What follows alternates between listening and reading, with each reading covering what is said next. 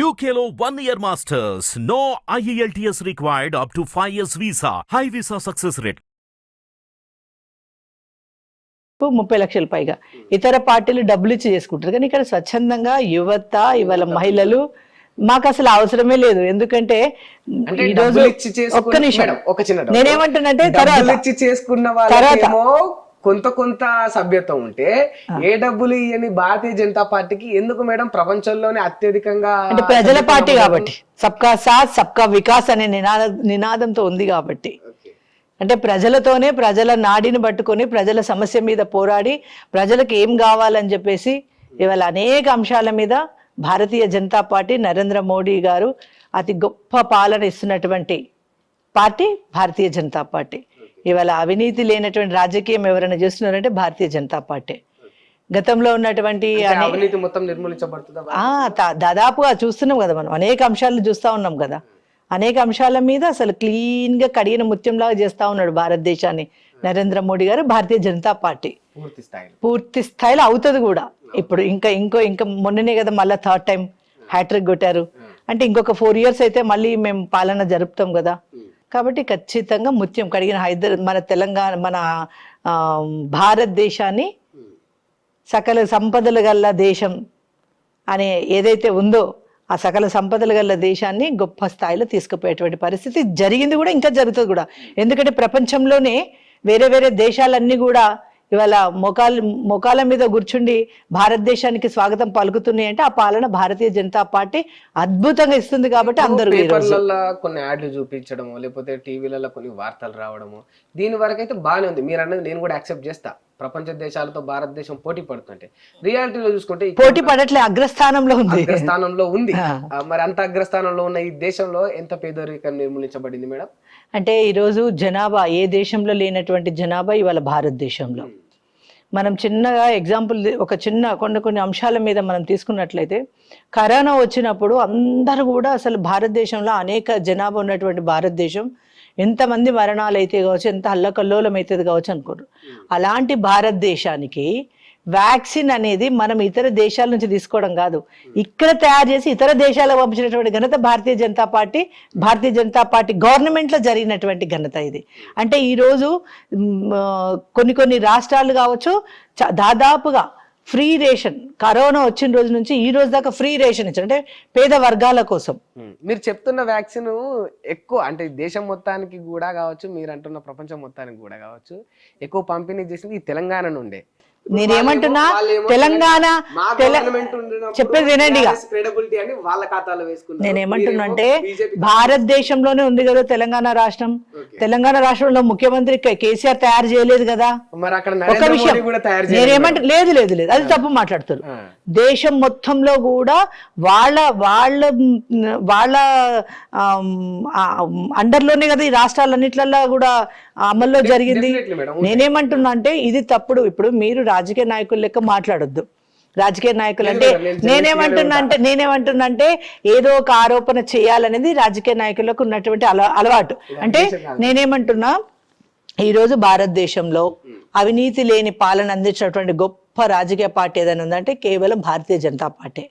గతంలో మనం చూసినాం కాంగ్రెస్ హయాంలో మహిళల్ని జైల్లోకి పంపించినటువంటి ఘనత. ఓకేనా, వాళ్ళు భూమిని వదలలే, ఆకాశాన్ని వదలలే, నీళ్ళని వదలలే, బొగ్గుని వదలలే, దేన్ని వదలలే. మొత్తం ఎక్కడ చూడు స్కామ్.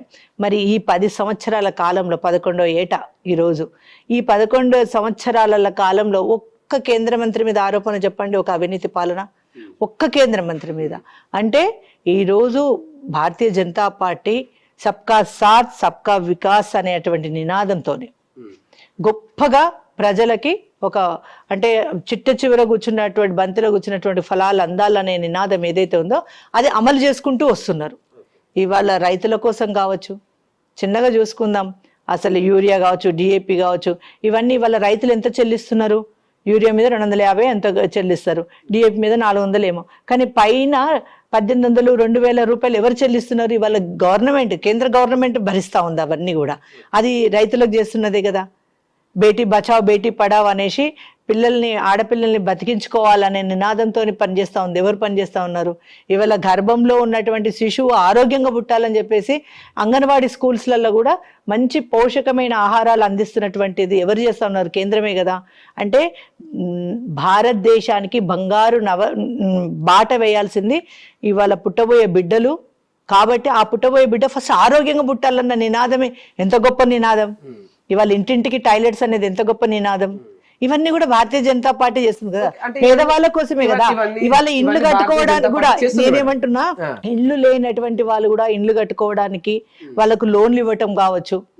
ఇవాళ అన్ని రకాలుగా ఏ రకంగా చూస్తున్నా యువత చాలా మటుకు బయట దేశాలలో పోయి ఉద్యోగాల కోసం పోయి వాళ్ళు ఎంతో మంది అసలు అక్కడ సరిగా ఉద్యోగాలు సక్సెస్ అవ్వలేక అనేక ఇబ్బందులు పడుతున్నటువంటి మన భారతదేశ యువతకు కూడా ఇవాళ వాళ్ళు బిజినెస్ చేసుకోవడానికి, ఓన్గా బిజినెస్ చేసుకోవడానికి వితౌట్ సెక్యూరిటీతో కూడా లోన్లు ఇవ్వటం, ఇవన్నీ కూడా పేదవాళ్ళ కోసం కాదా? ఓకే, లోన్స్ తీసుకొచ్చింది బాగానే ఉంది, ఇదంతా కూడా మంచిగానే ఉంది. కానీ మరి ఎట్ ద సేమ్ టైం ఏదైతే ఇల్లులు కట్టుకోవడానికి లోన్ల అవకాశం కల్పిస్తుందో, ఈ యొక్క మరుగుదొడ్లు ఏదైతే కట్టించిందో, ఇవన్నీ చేసిన భారతీయ జనతా పార్టీ కదా మేడం. ఇక్కడ రేట్లు పెంచింది, పన్నులు ఎక్కువ విధిస్తుంది, అన్ని కూడా భారతీయ జనతా పార్టీ జరుగుతా ఉన్నాయి. మీరు ఒకటి ఏం చేస్తుంటారంటే రేట్లు పెరిగిండ్రు రేట్లు ఇవాళ ఉన్న రేటు రేపు ఎట్లాగా ఉండదు. అంటే ప్రతి దానికి ఇవాళ మనం కొన్నటువంటి ఒక ఉప్పు దగ్గర నుంచి మొదలు పెట్టుకుందాం, పప్పు దగ్గర నుంచి మొదలు పెట్టుకుందాం, ఏది కూడా పెరుగుతున్నప్పుడు ఖచ్చితంగా గవర్నమెంట్ పెంచింది అనే దానికంటే ఇదంతా కూడా సరే జరుగుతున్న కాలాన్ని బట్టి కూడా ఇవన్నీ మార్పులు జరుగుతాయని ఆలోచన ఎందుకు పెట్టుకోరు? మరి కాంగ్రెస్ గవర్నమెంట్ ఉన్న దగ్గర మాత్రం రేట్లు లేవా? వాళ్ళు మాత్రం ఫ్రీగా ఇచ్చేస్తున్నారా? దాంట్లో వాళ్ళే చెప్తా ఉన్నారు స్వయంగా, జనాలు కూడా కొందరు అంటారు వాళ్ళ దాంట్లో 50% పెరిగితే మీ దాంట్లో దాన్ని డబల్ చేసి. అది తప్పుడు ప్రచారాలు, తప్పుడు వ్యవహారాలు. ఎందుకంటే దేశం బాగుండాలని చేస్తున్నటువంటి మా పార్టీ, ఇతర పార్టీలు ఏంటి అంటే వాళ్ళ ఖజానా ఎట్లా నింపుకోవాలనేసి ఆలోచనలు ఉన్నటువంటి వాళ్ళు ఇక వాళ్ళకు మాకు పొంతన లేదు, నక్కకు నాగలోకంకున్నంత తేడా ఉంటది. మేమున్నదల్లా ప్రజల కోసం, ప్రజల దగ్గరికి వెళ్ళి మంచి పాలన అందించాలంటే నినాదంతో ఉన్నటువంటిది భారతీయ జనతా పార్టీ. మేడం, నేను అసలు ఫస్ట్ క్వశ్చన్ ఒకటి అడిగిన, మీరు తెలివిగా బాగా దాన్ని తిప్పేసిర్రు. అసలు నేను తెలంగాణలో బీజేపీ వేడి తగ్గింది అని అన్నా, దానికి నాకు ఇంకా ఆన్సర్ రాలేదు. ఓకే, వేడి ఎప్పుడు కూడా తగ్గదు. భారతీయ అదే చెప్పిన నేనేమి యాక్టివ్ ఉన్నారా మీ బీజేపీ నాయకులు? 30 లక్షల మెంబర్షిప్ అవుతుందా? నేనేం అడుగుతున్నా మేడం, గెలిచిన తర్వాత అయినా సమస్యల పట్ల, ప్రజల పట్ల. మొన్న కదా కిషన్ రెడ్డి గారు ఇప్పుడు ఈ మధ్య 2-3 సార్లు ధర్నాలు చేసిండు కదా, ఇంద్ర పార్క్ దగ్గర దీక్షలో కూర్చున్నాడు కదా. ఎందుకు కూర్చున్నాడు? ప్రజా సమస్యల మీద కదా. అప్పుడు అందరు కూడా ఉన్నారు కదా, అందరు పాల్గొన్నారు. 10 ఏళ్ళు పాలించినప్పుడు కేసీఆర్ మీద ఏ రకంగా అయితే పోరాటం చేసిరో మీరు, నేను మిమ్మల్ని అప్రిషియేట్ చేస్తున్నా, డైరెక్ట్లీ అప్రిషియేట్ చేస్తున్నా.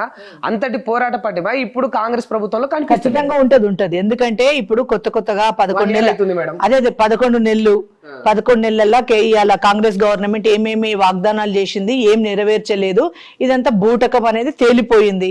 ప్రజలకు కూడా అర్థమైంది. ఈ రోజు గ్యారంటీల పైన అప్పుడు కేసీఆర్ పైన చేసినంత పోరాటం ఇప్పుడు చేస్తున్నారా? అరే 100% చేస్తాం, ఇంకా చేస్తాం. ఎందుకంటే వాళ్ళకు కూడా కొంత సమయం ఇవ్వాలని ఇవ్వడం జరిగింది. కాంగ్రెస్ పార్టీకి కూడా కొంత సమయం ఇవ్వాలి, ఆ గవర్నమెంట్ కూడా వెంటనే ఇవ్వాలి నెరవేర్చమంటే నెరవేర్చలేరు కదా. ఆల్రెడీ 11 నెలల కాలం గడిచిపోయింది, ఇక చాలు. ఇక వాళ్ళు చేయలేరు అనేది ప్రజలు నిర్ణయమైంది, మేము నిర్ణయించుకున్నాం. కాబట్టి ఖచ్చితంగా దాని మీద యుద్ధం, ఫైటింగ్ అన్ని చేయడం జరుగుతుంది. ఓకే, అంటే ఇప్పుడు మీ మాట ఏంటంటే టైం ఇవ్వాలనుకున్నాం, ఇచ్చినాం అనేది మీ మాట. బయట వినిపిస్తున్న మాట ఏంటంటే కావాలనే రేవంత్ రెడ్డిని నరేంద్ర మోడీ లైట్ తీసుకున్నాడు, వీళ్ళిద్దరికి మంచి సంబంధం ఏమున్నది, కొన్ని రోజులు చేసుకొని ఎట్లనన్నా ఆయనకు నచ్చినట్టు కొందరు కూడా చాలా మంది అంటారు కదా, రేవంత్ రెడ్డి కూడా బీజేపీలోకి వస్తాడు నూకుంటున్నాడు అని కూడా అంటున్నారు, నేను అనుకుంటారు కదా. అట్లా కూడా అంటున్నారు. అదే మరి కాంగ్రెస్ రాహుల్ గాంధీ కూడా వస్తాడు అంటలేరా? ఇదేమో రేవంత్ రెడ్డి రాహుల్ గాంధీ కూడా, ప్రియాంక గాంధీ కూడా వాళ్ళు ఎప్పుడు కూడా జీవితంలో ప్రధానమంత్రులు అయ్యేది లేదు, సచ్చేది లేదు, ఇదంతా ఈ పంచాయతీ మనకెందుకు, ఇక బీజేపీలో జాయిన్ అయితే బాగుండని అనుకుంటారని కూడా అంటారు. అంటే నేనేమంటున్నా అంటే అట్లా మాట్లాడడానికి ఈజీగా ఏదైనా మాట్లాడొచ్చు. కాకపోతే కొత్తగా గవర్నమెంట్ ఏర్పడ్డది, వాళ్ళు కూడా కొన్ని అన్ని వెసులుబాట్లు చూసుకొని చేసుకుంటారు కదా, కొంచెం ఓపిక పడదాం అనుకున్నాం. ఆల్రెడీ ఈ మధ్యన 2-3 సార్లు మా రాష్ట్ర అధ్యక్షులు కిషన్ రెడ్డి గారు పెద్ద ఎత్తునే మా వాయిస్ వినిపించడం జరిగింది, దీక్ష కూర్చోవడం జరిగింది. ఇవన్నీ జరుగుతూనే ఉన్నాయి. ఇక సరిపోయింది, వీళ్ళ నుంచి ఏం కాదు. ఇప్పుడు మళ్ళీ పోయి మహారాష్ట్ర కూడా రేవంత్ రెడ్డి ఇక్కడ అన్ని అమల్లో పెట్టినట్టుగా అక్కడ పోయి ఏదో చాలా ఉపన్యాసాలు ఇస్తా ఉన్నాడు. అదే రేపు మేము మహారాష్ట్రలో పోయి నిలదీస్తాం, రేవంత్ రెడ్డి ఎక్కడ పోతే అక్కడ ఫస్ట్ తరిమి కొట్టడానికి బీజేపీ వాళ్ళం సిద్ధమవుతాం. నువ్వు ఫస్ట్ తెలంగాణలో ఏం ఉద్ధరించినావని ఇక్కడ వచ్చి నువ్వు అన్ని అబద్ధాలు ఎందుకు చెప్తున్నావు అని అక్కడ తయారవుతారు, ఏం ఊరుకోరు. అంటే ఇప్పుడు స్టార్ట్ అయ్యింది కదా, మేము కూడా స్టార్ట్ చేసి అతను అక్కడ నుంచి తరిమి కొడతాం, మళ్ళీ తెలంగాణ వరకు ఉరికొచ్చేటట్టు చేస్తాం. ఓకే, ఇప్పుడు సరే ఓవరాల్ గా చెప్పండి, అంటే ఇప్పుడు ఈ యొక్క 1 year పీరియడ్ లో మీరు హానెస్ట్ గా చెప్పండి, రేవంత్ రెడ్డి అనుకున్న తీరులో మంచి చేసిండట్రా? ఏం చేసిండు? పోయిన దొర వచ్చేసేమో, పోయిన కేసీఆర్ అనేటువంటి ఒక దొర వచ్చేసేమో వాళ్ళ కుటుంబం వాళ్ళు బాగుపడేటువంటి వ్యవహారాలు చేసుకున్నాడు. ఓకేనా? మళ్ళా ఆయన ఏదో చేస్తే, ఆయన ఏం చేస్తలేడు. నేను ఆయనని ఇట్లా చేస్తా, కేసీఆర్ మెడలు ఉంచుతా, వంగబెడతా అంతా గుద్దుతా అని ఆయన యాసలో ఆయన భాషలో ఈయన మాట్లాడేసి ప్రజల్ని ఆకట్టుకొని 6 గ్యారంటీలు అని చెప్పేసి ఇందిరమ్మ ఇండ్లు అని చెప్పిండు, అదన్నాడు ఇదన్నాడు, ఇందిరమ్మ రాజ్యం రావాలన్నాడు. ప్రజలు కూడా నిజంగా కూడా వాళ్ళని నమ్మిండ్రు. అంటే వాళ్ళ అబద్ధాలు అంటే ఒకటి ఏమవుతుందంటే అబద్ధం అంట చూస్తుండగా మొత్తం వ్యాపిస్తుందట. నిజానికేమో బట్టలు ఉండేయట, అబద్ధానికేమో రంగురంగుల బట్టలు వేసుకొని ఏది పడితే అది మాట్లాడిన రేవంత్ రెడ్డి. తొందరగా ప్రజలకు రీచ్ అయింది. నిజం అనేది ఎప్పుడు తెలియంది? 11 నెలలైనాక తేలింది అన్నట్టు. ఈయనదంతా అబద్ధమో నిజం మెల్లగా వస్తుంది బయటకు. ఈయన అబద్ధాలన్నీ తొందరగా అప్పుడు ప్రజలు నమ్మిండ్రు. కానీ ఇప్పుడు అర్థమైపోయింది, అబద్ధపు రంగుల బట్టలు వేసుకున్నందుకే వీళ్ళు గెలిచారు 100%. అంటే అబద్ధపు రంగులు 6 ప్రధానమైనటువంటి 6 రంగులు ఒకటేసుకున్నాడు. అట్లనే 20 దాకా 18 దాకా హామీలు ఇచ్చాడు. ఏది నెరవేర్చిండు? అసలు నేనేమంటున్నా, ఫస్ట్ రేవంత్ రెడ్డి గారిని ఒక్క నిమిషం ఇప్పుడు అబద్ధం నేనేమంటున్నా, అబద్ధమే తొందరగా సక్సెస్ అవుతుంది అనమాట. నిజం కొంచెం నేనేమంటున్నా అంటే 10 ఏళ్ల నుంచి మేము ఇచ్చినటువంటి పాలన చూస్తున్నారు ప్రజలు. మీదైతేనేమో పాలన పరంగా అభివృద్ధి. అంటే మేము ఇచ్చిన మాటలు ఏవి తప్పించుకున్నాం? మేమేమైనా తప్పించుకున్నామా? మేము ఏదైనా గ్యారెంటీలు ఏమైనా ఇచ్చి మేమైనా అబద్ధాలు ఆడామా? అది తప్పు మాట్లాడుతున్నాం. ఇప్పుడు ఈ మాట మీరు వెనక్కి తీసుకోవాలి. ఎందుకంటున్నా అంటే నేనేమంటున్నా, వీళ్ళు అబద్ధపు గ్యారెంటీలు. మేము ఏ అబద్ధపు గ్యారెంటీలు ఇచ్చినాం? సబ్కా సాత్ సబ్కా వికాస్ అనే నినాదంతో పనిచేస్తున్నాం. అంతిమ టైం వరకు కూడా ప్రతి బీజేపీ కార్యకర్త అదే ధోరణిలో పని చేస్తారు. దేశం మొత్తానికి నరేంద్ర మోడీ గారి పేరు చెప్తే ఒక మాట గుర్తొస్తుంది మేడం, ధన్ ధన్ ధన్ అని ప్రతి ఒక్కరి ఖాతాలలో డబ్బులు పడతాయని అన్నారు కదా మేడం. ఈ యొక్క కరెన్సీని తీసేస్తే ఓల్డ్ కరెన్సీని పడ్డాయా మేడం? ఇది ఇప్పుడు నేనేమంటున్నా అంటే ధన్ ధన్ అనేది ఎవరో మొన్నటిదాకా ఐటీ మినిస్టర్ అదే మాట మాట్లాడుతుండే, ధన్ ధన్ ధన్ ధన్ అనేసి. ప్రజలకు తెలుసు ధన్ ధన్ ధన్ అంటే మొత్తం నల్ల డబ్బు వచ్చి ఏం పడదు. అర్థమవుతుందా? ప్రజలకి ఏం కావాలి? ఇప్పుడు వాళ్ళకి పడతలేవా? 0 బ్యాలెన్స్ లో డబ్బులు పడలేదా? గ్యాస్ పైసలు రాలేదా మహిళలకి? అనేకంగా వచ్చినాయి. నల్లధనం ఇదంతా కూడా ఏంటంటే వాళ్ళకి తెలుసు, నిజాలు ఏందని తెలుసు. వాళ్ళు ఏదో కప్పిపుచ్చుకోవడానికి బురద జల్లడం కోసం అనేది ఇవన్నీ మాట్లాడుతూ ఉంటారు. తేవాల్సినంత తేగలిగిండు, ఇంకా తెస్తాడు కూడా. అంటే వీళ్ళ అకౌంట్లలో పడతాయి. ఇవన్నీ పిచ్చి ప్రచారాలు. ఇప్పుడు రేవంత్ రెడ్డి చేయలేదా? 6 గ్యారెంటీల గురించి చేయలేదా? ఏది అమలు పెట్టగలుగుతున్నాడు? ఏమన్నాడు? లంక బిందెలు ఉన్నాయా అనుకున్నా పోయిన గవర్నమెంట్ లో తీరొచ్చి చూస్తే లంక బిందెలు ఏం లేవు, అందులో ఏం లేవు, ఖాళీ బిందెలు ఉన్నాయి అన్నాడు. సార్ మీ అభిప్రాయం చెప్పండి మేడం. లంక బిందెల పైన నిజంగా అంటే ఆయన అన్న మాటను మీరు ఏకీభవిస్తారా? అంటే కేసీఆర్ అప్పులు చేసిండు అనేది ఆయన మాట, అప్పులు చేసి నేను అభివృద్ధి చేసిన అని కేసీఆర్ మాట. ఈ రెండిట్లలో ఏది కరెక్ట్ అంటారు? నేనేమంటున్నా అంటే లంక బిందెలు ఉన్నాయి అనుకొని వచ్చినా అని చెప్పేసి గాలి మాటలు మాట్లాడడం ఫస్ట్ రేవంత్ రెడ్డి తప్పు మాట. నీకు అనిపిస్తలేదా? నేనేమంటున్నా, ఏం లేవు. ఆయన చేస్తుందే దొంగతనం, దొంగ పనులు ఆయన చేస్తుందే. అసలు ప్రజలకు సరైన పాలన అన్ని మీద కథలు పడ్డారు. ఈ ధరణి అనే విషయం కావచ్చు, అనేక అంశాల మీద తప్పుడు నిర్ణయాలు కేసీఆర్వి. ఎందుకంటే ధరణి అంశానికి వెళ్తే అసలు అంతుబట్టనంత ఇబ్బందులు పెట్టిండు రైతులను, చాలా మందిని. ఎప్పుడో వెనకట, ఇప్పుడు ఇదే చాలా మంది దొరలు వెనకట ఊర్లలో భూములు జాగాలు అమ్ముకొని వెళ్ళిపోయినారు. మళ్ళీ ఇప్పుడు ఈ ధరణి పేరుతో పోతే మళ్ళీ వాళ్ళే ఓనర్లు అయినారు. అంటే పేదవాళ్ళు కొనుక్కున్న వాళ్ళు ఎటుపోయినా ఏమైనట్టు ఇప్పుడు వాళ్ళకి ఎంత ఇబ్బందులు. ఇవన్నీ మళ్ళీ దొరలు బతికించుకొని చేసుకున్నటువంటి వ్యవహారాలు అవన్నీ కూడా. ధరణి అనేది చాలా ఇబ్బంది పెట్టినటువంటి అంశాలు, అనేక అంశాల మీద. ఇవన్నీ 1, 2 కాదు. పోయినటువంటి గవర్నమెంట్ చాలా తప్పులు. ఇప్పుడు వచ్చి గవర్నమెంట్ ఏమో చేసి ఆయన ఈ తాకు తింటే ఈయన తాటాకి తింటుండు, గంతే. ఇక్కడ ఈ తాకాయ పైన అటు పోయిండు, తాటాకైన ఈయన మొదలైండు.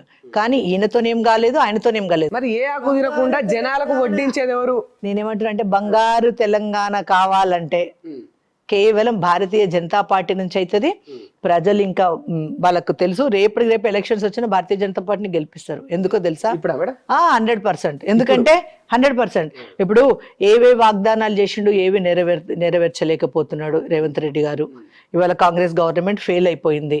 ఇవన్నీ మాయ మాటలు, వీళ్ళతోనే అయ్యేది లేదు పోయేది లేదని ప్రజలకు అర్థమైపోయింది. ఖచ్చితంగా వాళ్ళు ఏవైతే వాగ్దానాలు చేసినా అవి నెరవేర్చేంత వరకు మేమే ఊరుకోము, వాళ్ళు వెనకబడతాము. ఎప్పుడైతే మేము గవర్నమెంట్ మీద మేము యుద్ధం మొదలు పెడతాం, ప్రజలు ఆటోమేటిక్గా మా వెనకాల వచ్చేస్తారు. కానీ మీరు ఇప్పటికిప్పటికి ఎలక్షన్ పెట్టినా మేము గెలుస్తాం 100%. 20 ఏళ్ల దాకా ఇక కేసీఆర్దే ఇక్కడ రిజర్వ్డ్ తెలంగాణ అని వాళ్ళు అంటా ఉన్నారు. అవునా? వచ్చింది జనాలకు. మరి ఎందుకు పోయిండు మొన్న అంటున్నా? ఎందుకు ఇంటికి పోయిండు? సప్పుడు గంట ఇంటికి ఎందుకు పోయిండు? ఇంత పెద్ద గొప్ప నాయకుడు కదా, బిడ్డను జైలుకి ఎందుకు పంపించుకున్నాడు? ఇంత పెద్ద నాయకుడు కదా. మీరే జైలు వేసిరుగా మేడం? మా చట్టం మా చేతిలో ఉందా? తప్పు మాట్లాడుతారు. నేనేమంటున్నా అంటే వాళ్ళ యొక్క పాలన, వాళ్ళ యొక్క వ్యవహారం కరెక్ట్ లేకనే ఈ రోజు ఎన్ని తప్పులన్నీ వాళ్ళ చుట్టూ చుట్టుకున్నారు. మాకు తెలియదు, అది చట్టం చెప్తుంది చేసిందా. నేనేమంటున్నా అంటే మాకు అవన్నీ తెలియదు, చట్టం నేను కూడా రాజకీయ నాయకురాలుగానే చెప్తున్నా. అదంతా చట్టం తన పని తను చేసుకుంటూ పోతుంది, మాకు సంబంధం లేని విషయం అనమాట. ఏం లేదు అంటే పెద్ద నాయకుడు ఇంటి ఆడబిడ్డనే జైలుకి పంపించుకున్నాను, ఇంకెట్లా పెద్ద నాయకుడు అవుతాడు? బయటకు వచ్చింది కదా మేడం. నేనేమంటున్నా అంటే బయటకు వచ్చిందా లోపల ఉందా ఇదంతా కాదు. ఒక రోజు పోయినా పోయినట్టే, 3 నెలలున్నా ఉన్నట్టే. అంటే ఇంత పెద్ద నాయకుడు, నీ ఇంటి ఆడబిడ్డ జైల్లో కూర్చుంది అంటే నీ నాయకత్వం ప్రజలకు కూడా నువ్వు అసలు నాయకత్వమే ఇచ్చినావు. నువ్వు ఎట్లా పడితే అట్లా వైన్స్లు, ఎట్లా పడితే అట్లా బార్ షాపులు, ఎట్లా పడితే అట్లా మద్యం ఏరులై బారినటువంటి తెలంగాణని ఇచ్చినావు. ఎంతమంది అమ్మాయిల మిస్సింగ్ కేసులు, ఎంతమంది పుస్తలు తగినాయి ఇవాళ మద్యం మీద.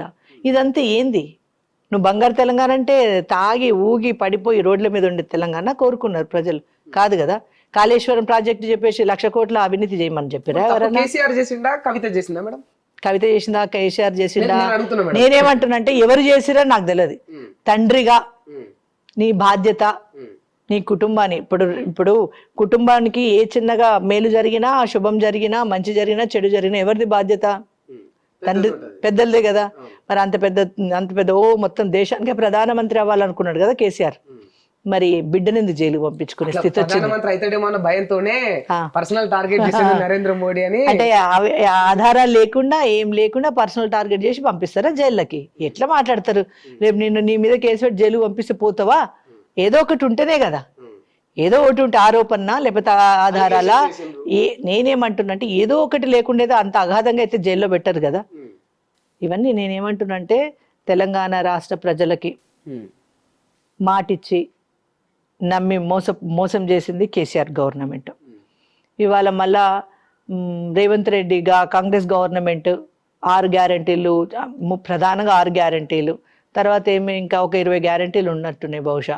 ఏది కూడా చేయలేరు. ఎప్పుడైతే గవర్నమెంట్ ఫామ్ కాగానే మేము లంక బిందెలు ఉన్నాయి అనుకున్నాం, లంక బిందెలు అంత ఉన్నాయి అనుకున్నాం, ఏమీ లేదన్నప్పుడే నువ్వు ఫెయిల్. ఇక్కడ నీకు మొత్తం శ్వేతాపత్రం నీకు ఇవ్వాల్సిన అవసరం లేదు. ఇంత పోరనాడుతో కూడా చెప్తాడు మొత్తం తెలంగాణ రాష్ట్రాన్ని అప్పులమయం చేసిండు కేసీఆర్ అని చెప్పేసి. నువ్వు ఆ గవర్నమెంట్ వచ్చినాక ఎందుకు నువ్వు మాట్లాడుతున్నావు? అప్పుడు నీకు తెలియదా? నీకు ఇక్కడ లంకబింద లేదు, అక్కడ నీకు గవర్నమెంట్ లేదు, మరి ఎట్లా హామీలు నెరవేరుస్తా అనుకున్నావు? అంటే ప్రజల్ని మోసం చేయాలని చెప్పేసి. ఇది ప్రజలకు కూడా క్లియర్గా అర్థమైంది కూడా. ఇంకా 4 ఏళ్ళ టైం ఉంది, రేవంత్ రెడ్డి ఏందో చూస్తారు, కాంగ్రెస్ ఏందో చూస్తారు అని వాళ్ళు అంటా ఉన్నారు. మళ్ళీ చూద్దాం 4 ఏళ్ళ టైం వరకు ఇంకా ఈ రాష్ట్రాన్ని ఏం చేస్తాడు, ఎట్లా చేస్తాడు చూద్దాం. ఓపికతో పడదాం. 4 ఏళ్ళు ఉంటుందా, ఏడాది ఉంటుందా, గవర్నమెంట్ ఎట్లుంటుందని చూద్దాం. అవకాశాలు ఉన్నాయి మేడం, పోయే అవకాశాలు. నేనేమంటున్నా 4 ఏళ్ళ ఏడాదా ఏంది? దేనికి శాశ్వతం ఏం లేదు. ఎప్పుడు ఏ నిమిషం ఏమవుతుంది అనేది ఎవరి చేతులు ఏమన్నా ఉంటుందా? మనం దేవుళ్ళమా? కాదు కదా. ఏం జరుగుతుంది చూద్దాం. నేను ఎప్పటి నుంచో అడుగుదాం అనుకుంటున్నాను మేడం మిమ్మల్ని, అంటే మీ పర్సనల్గా మీరు భారతీయ జనతా పార్టీలో జాయిన్ అయ్యారు కదా, అంటే ఏదో పార్టీ సిద్ధాంతాలు లేకపోతే డెవలప్మెంట్ పరంగా ఇట్లా జాయిన్ అయ్యారా, లేకపోతే హిందుత్వ ఎజెండా తోటి అట్లా జాయిన్ అయ్యారా? మేము 2013లో జాయిన్ అయినాం. నేను సోషల్ టాయిలెట్స్ కొరకు అనేసి కూడా పెద్ద ఎత్తున హైదరాబాద్లో 23 కాన్స్టిట్యున్సీలలో పాదయాత్ర చేయడం జరిగింది. ఫస్ట్ నుంచి కూడా ఏదైనా ఏ విషయం ఏదైనా సమస్య ఉంటే దాని మీద ప్రశ్నించడం. ఎందుకంటే మా ఫాదర్ వచ్చేమో యూనియన్ లీడర్ హస్బెస్టర్ ఫ్యాక్టరీకి, మా హస్బెండ్ వచ్చేసేమో విప్లవాల నుండి వచ్చిన ఆయన. అంటే ఆటోమేటిక్గా నాకు కూడా కొంత ఎప్పుడు కూడా ప్రశ్నించేటువంటిది ఇప్పుడు కూడా అదే అనమాట నా తత్వం, ప్రశ్నించడమే. ఎవరన్నా కానీ ఏదన్నా కానీ అది తప్పు అనిపిస్తే నేను ప్రశ్నిస్తాను. అది వాళ్ళు నన్ను యాక్సెప్ట్ చేస్తారా, నాకేమి మెచ్చుకుంటారా, తిడతారా, ఇవన్నీ నాకు అవసరం లే. నేనుండే తీరే నేను ఉంటా. ఎవరి మెప్పులో ఎవరి అవసరాలు నాకు లేదనుకుంటా. నాకు నేనుగానే నా వ్యక్తిత్వంగా నేను గొప్పగా ఉండాలని నేను కోరుకుంటా, అంతే. అట్లా సోషల్ టాయిలెట్స్ కొరకు ఇది చాలా తీవ్రమైన సమస్య అని ఆ టైంలోనే మేము పార్టీలోకి కూడా రమ్మని చెప్పేసి కిషన్ రెడ్డి గారు కావచ్చు, లక్ష్మణ్ కావచ్చు, వీళ్ళందరూ పిలవటం జరిగింది. వేరే ఇతర పార్టీలు కూడా పిలిచారు, కానీ ఇందులోకే పోదాం. ఎందుకంటే రానున్న నా హస్బెండ్ది కూడా చాలా చాలా విజన్ ఉన్న వ్యక్తి అనమాట. తో పాటుగా చాలా ముందు చూపు. అసలు రానున్న రోజుల్లో నరేంద్ర మోడీ అవుతారు, దేశానికి అద్భుతమైన పాలన భారతదేశానికి అందిస్తారు అనేది ఆయన యొక్క అనాలిసిస్. కాబట్టి నన్ను భారతీయ జనతా పార్టీలోకి వెళ్ళమని చెప్పింది. హిందుత్వము. మీ హస్బెండ్ గారు లెఫ్టిస్ట్ భావజాలం ఉన్నవారని తెలిసింది. అవును. మరి ఎట్లా సెట్ అయింది మేడం? అవును. ఇప్పుడు అంత్యోదయ ఏంది? అంత్యోదయ మీనింగ్ ఏంది? జనాలు బాగుండాలి అంతే, అల్టిమేట్ గా ఏం కోరుకున్నా జరగాలి కదా. మావోయిస్టుల భావం వాళ్ళ అంతిమది ఏంటి? జనాలకు మంచి జరగాలి, అందరూ బాగుండాలి, అంతే. అంతే కదా. అంటే ఈరోజు వాళ్ళదొక ఏజెండా, వీళ్ళదొక ఏజెండా, కానీ రెండు క్వైట్ ఆపోజిట్ కదా. నేనేమంటున్నా అంటే ఈరోజు వాళ్ళు కోరుకున్నది కూడా ప్రజలు బాగుండాలనేసి, వాళ్ళు కోరుకున్నది కూడా అంత్యోదయ సిద్ధాంతం ఉన్న వాళ్ళే. కాకపోతే వాళ్ళు వచ్చేసేమో తుపాకులు బట్టి అడవులకు వెళ్ళిండ్రు, వీళ్ళేమో కలం బట్టి ప్రజల మధ్యలోకి వచ్చారు. అంటే ఈరోజు కలం అనేది గొప్పది. కలం అనేటువంటి ఒక కళ, ఒక పెన్నుతో రాసింది చరిత్రలో నిలబడింది. ఈరోజు వాళ్ళు తుపాకీ బట్టి రక్తంతో చూసిరు కాబట్టి చరిత్రలో వాళ్ళు నిలబడలేకపోయినరు. అంటే ఎంచుకున్న మార్గాలు వేరు, కానీ అంతిమంగా పేద ప్రజల కోసమే అన్నమాట అని నా ఒపీనియన్ అది. కాబట్టి మా హస్బెండ్ కూడా దీన్నే బిలీవ్ చేస్తున్నాడా మేడం ఇప్పటికే? 100%. అంటే ఈ ఏదో మార్పు కోసమే తప్ప హిందుత్వ భావజాలం లేదు. హిందుత్వ భావం ఎందుకు ఉండదు? నేను హిందూ బిడ్డగా హిందుత్వ భావం 100% అది కూడా ఉన్నది. అరే అదెందుకు ఉండదు? భలే చెప్తావు. హిందుత్వ భావం లేకపోతే నేను హిందూ బిడ్డను ఎట్లయితా? అంటే పర్టికులర్ పార్టీలో జాయిన్ అవ్వడానికి నేనేమంటున్నా అంటే అదొక అంశం. హిందుత్వవాదం ఒకవైపు అయితే, మంచి పాలన, మంచి దేశానికి రేపు ఒక ఆనిముత్యం లాంటి ఒక నరేంద్ర మోడీ ప్రధానమంత్రి అవుతాడు. ఆయన అడుగుజాడల్లో మనం నడిస్తే మనం కూడా గొప్పగా ఉంటామని చెప్పి, అంటే ఈరోజు ఒక తులసి వనం లాంటి ఒక భారతీయ జనతా పార్టీలో నేను ఒక తులసి మొక్కగా ఉండాలన్న ఆశయంతో నేను రావడం జరిగింది. సరే మేడం, అంటే మీరు హిందుత్వం గురించి చెప్పారు కనుక, కాకపోతే భారతదేశం మొత్తంలో మీ భారతీయ జనతా పార్టీ పైన ఉన్న ఒక ముద్ర ఏంటంటే అసలు ఈ బీజేపీ నడిచేదే ఈ హిందూ ఎజెండాతోని, హిందువుల పైన ఈ సెంటిమెంటల్ గా, అంతే తప్ప ఒకవేళ ఇది లేకపోతే మనుగడ లేదు మీ పార్టీకి అంటారు. ఇప్పుడు హిందుత్వం మీద నడుస్తుంది భారతీయ జనతా పార్టీ అంటే తప్ప? హిందూ దేశంలో పుట్టినప్పుడు హిందుత్వవాదం తీసుకుంటే తప్పేంది? ఒక రిలీజన్ ఎత్తుకోవడం ఎంతవరకు? నేనేమంటున్నా అంటే ఈరోజు ఇంత పెద్ద ప్రపంచంలో ఉన్నదిలో ఒకే ఒక దేశం, హిందూ దేశం, భారతదేశం. ఈ దేశంలో పుట్టి, ఈ దేశంలో హిందువుగా పుట్టి, హిందూ అని చెప్పుకోవడంలో, హిందూ కోసం కొట్లాడడంలో, హిందువు గురించి బతకడంలో, హిందువుగా బతకడంలో ఇతరులకున్న బాధ ఏందని నేను అడుగుతా. అసలు దీని గురించి చర్చ ఎందుకని నేను అంట. నీ ఇష్టం, నువ్వు క్రిస్టియన్గా ఉన్నావు ఉండు, నిన్నెవరొద్దు అంటున్నారు. నువ్వు ముస్లింగా ఉన్నావు ఉండు, నిన్నెవరొద్దు అంటున్నారు. కానీ హిందువుల మీద ఎందుకు పడి ఏడవాలి అంటున్నా. హిందుత్వ వాదం గురించి ఎందుకు మాట్లాడాలి అంటున్నా. స్పెషల్ గా బీజేపీ వాళ్ళు దేవుణ్ణి రాజకీయాల్లోకి లాగుతారు కనుక ఈ రకంగా మాట్లాడతారు అనేది. ఇప్పుడు నేనేమంటున్నా అంటే దేవుణ్ణి రాజకీయం చేస్తున్నారు, దేవుణ్ణి ఇట్లా చేయట్లేదా మేడం? నేనేమంటున్నా అంటే అరే నేను అడుగుతున్నా, చేయట్లే. మేము మా దేవుళ్ళని మేము చెప్పుకుంటున్నాం. రాముడి గురించి చెప్తాం, కృష్ణుడి గురించి చెప్తాం, దుర్గామాత గురించి చెప్తాం. మా దేవుళ్ళ గురించి మేము మాట్లాడొద్దా? ఒక ఇంటికి పోయి ఓటు అడుగుతాం మేడం. అవును. అమ్మ నేను ఈ పాలన చేస్తా, నాకు ఒక అవకాశం ఇవ్వండి అని ఒక ఓటు అడుగుతాం.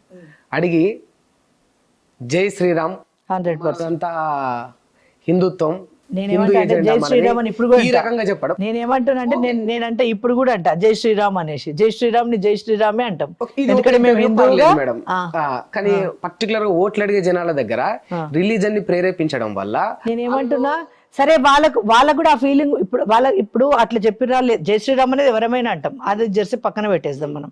కానీ మన హిందువులకే ఓటేయాలి ఇటువంటి చెప్పడం చెప్తే వల్ల తప్పేముంది అంటున్నా.